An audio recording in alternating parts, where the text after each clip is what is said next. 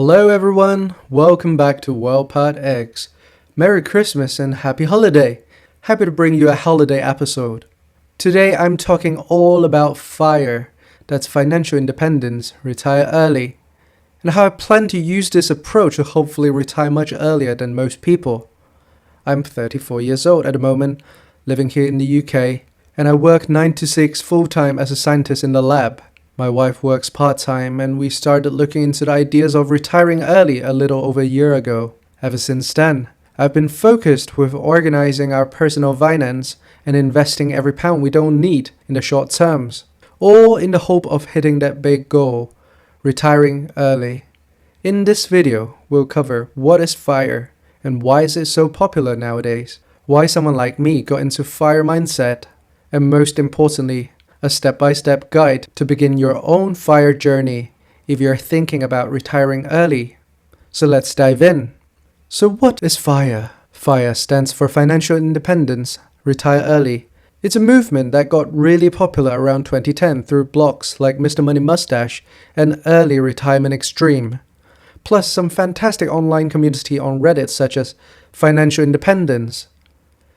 Essentially, by saving aggressively and investing wisely, you can build a large enough investment portfolio so that you can retire decades before the usual retirement age. Early retirement doesn't have to mean never working again. It simply gives you the freedom to choose whether you want to work or not. And if you do, you can focus on projects that actually excite you. It also means you could be volunteering, traveling, and spending more time with your families.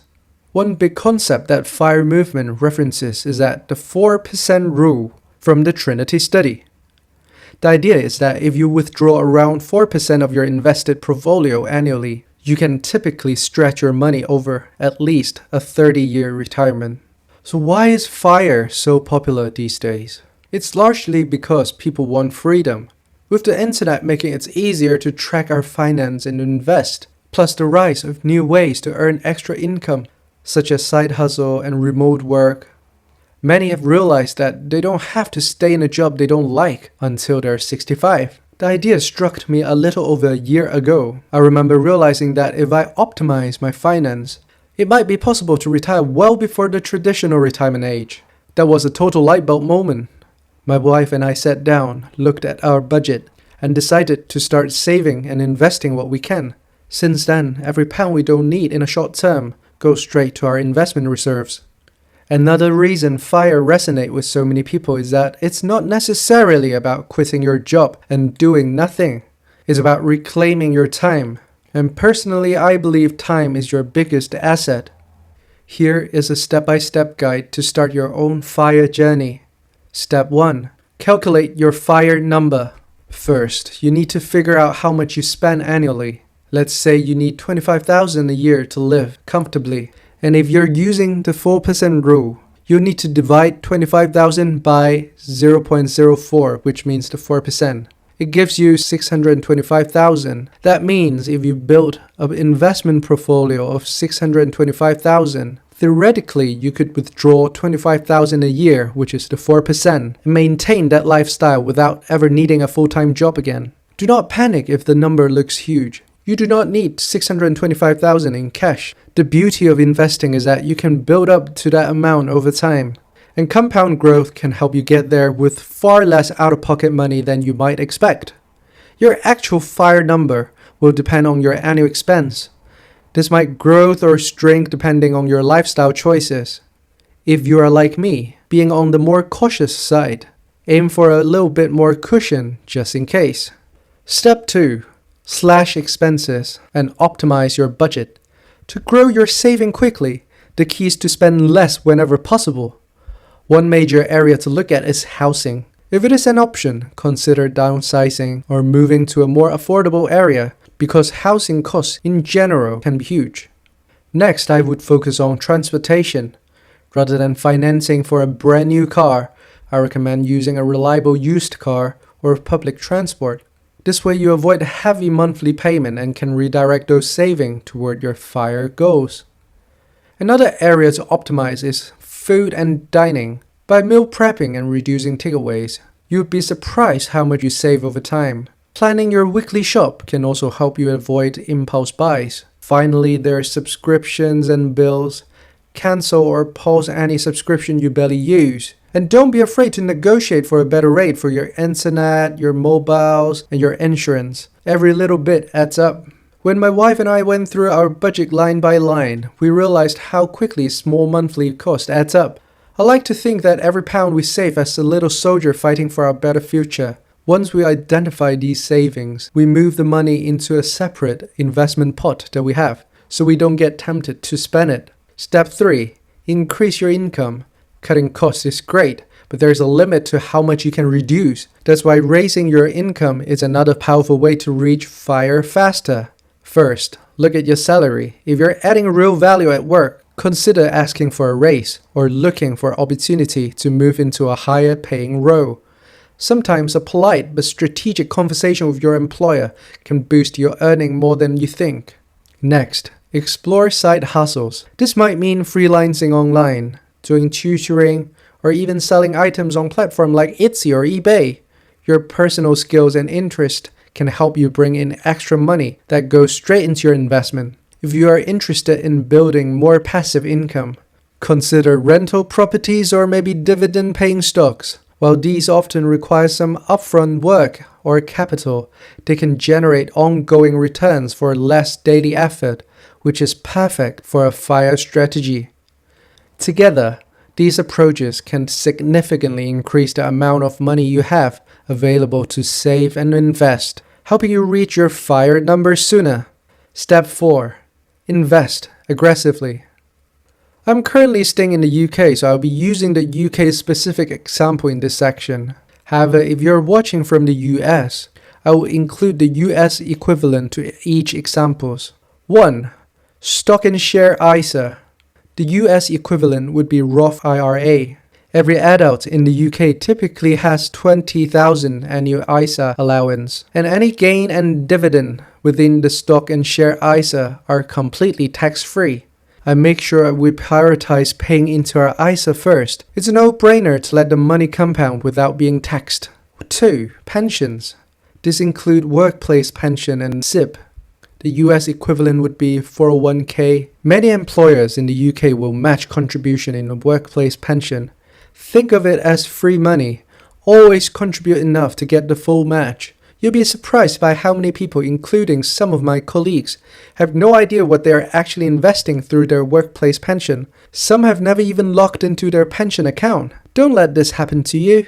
Spending a few minutes to see what you're investing can make a massive difference later. You can also open a self-invested personal pension, SIP, for more control over your investment. The tax relief you get for it really turbocharge your saving.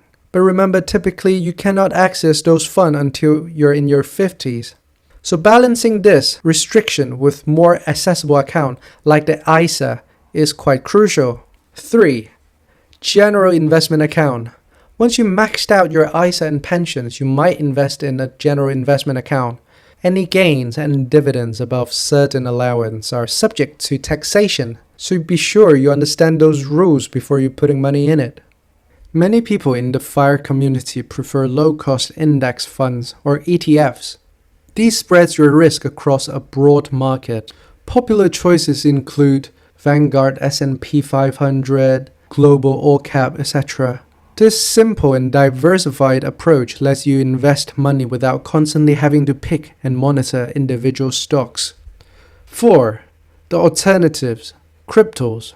Cryptocurrency can be controversial for a reason. It involves volatility, scams, and uncertain long-term value, etc., etc.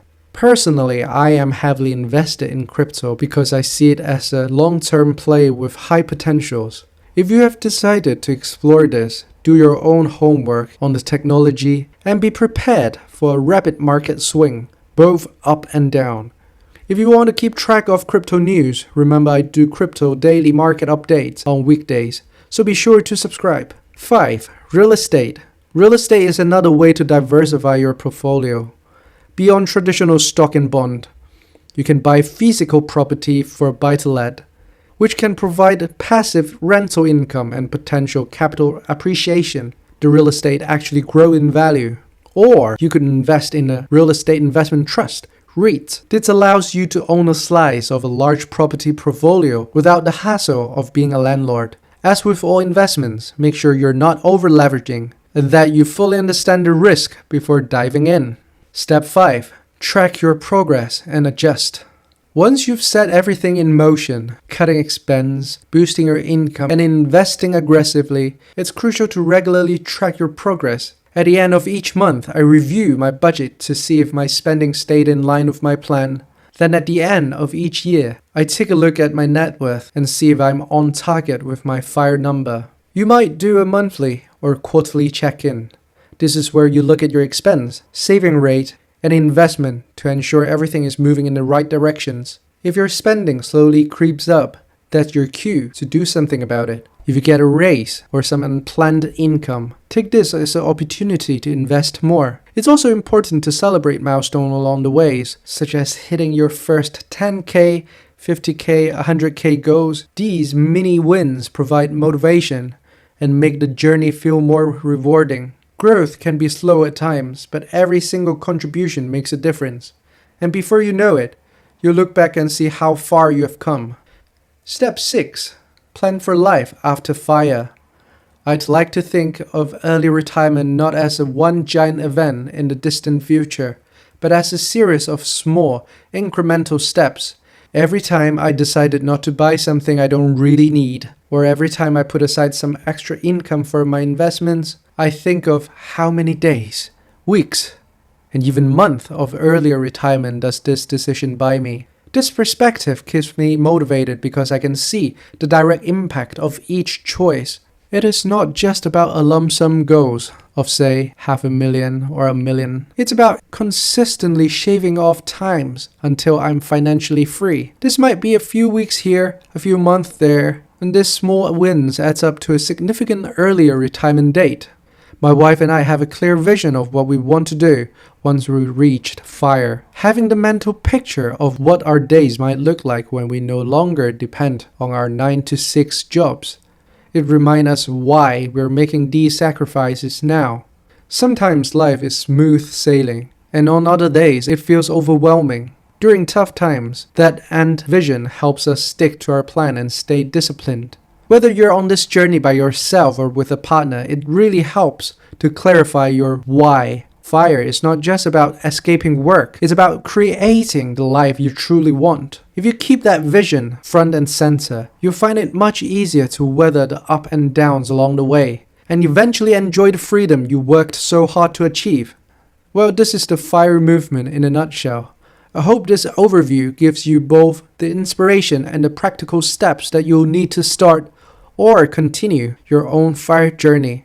This is a quote I really like from Morgan Housel, the author of The Psychology of Money. Wealth is what you don't see. It's the cars not purchased, the diamonds not bought, the watch not worn, the clothes forgone, and the first class upgrade declined. It's the money in the bank that gives you the freedom to do what you want tomorrow. If you found this video helpful, please like and subscribe. Start saving, stay investing, and I'll see you in the next one.